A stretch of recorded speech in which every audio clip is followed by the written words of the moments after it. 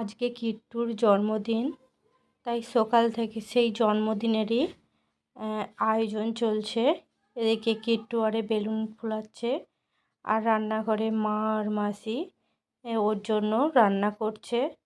আর Kittu balloon ফোলাচ্ছে অনেকগুলো, এবার ফোলাতে ফোলাতে যখন হাঁপিয়ে যাচ্ছে তখন ও কী করছে, বেলুন নিয়ে একটু খেলে নিচ্ছে। আর ওই দিকে যাব কেক আনতে, দেখা যাক, আমি যাই না, মা যায়, যে কেউ একজন গিয়ে ওর জন্মদিনের কেকটা আনবো। কিট্টু তো অনেক দিন থেকেই এই দিনটার জন্য অপেক্ষা করছে, ফাইনালি এই দিনটা চলে আসলো।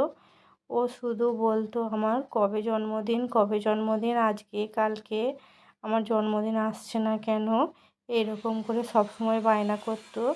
আর ঠিক জন্মদিন যেমন সময় আসলো সেই সময়ে ওর পাপার খুব আর্জেন্ট একটা মিটিং পড়ে গেল, যার জন্য ওর পাপা থাকতে পারছে না।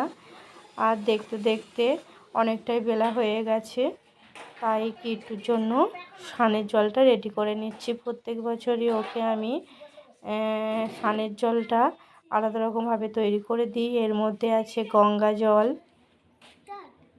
দুধ, কাঁচা দুধ, গোলাপের পাপড়ি, আরও কিছু কিছু জিনিস আছে, সেইগুলো দিয়ে ওকে আমি স্নানটা করাই। আর এমনি ছোটোবেলায় এই গামলায় খুলিয়ে যেত, এখন বড় হয়ে গেছে, তবুও বায়না আমি এই জলে স্নান করলে তো আমি আর গামলায় করি, তাহলে আমি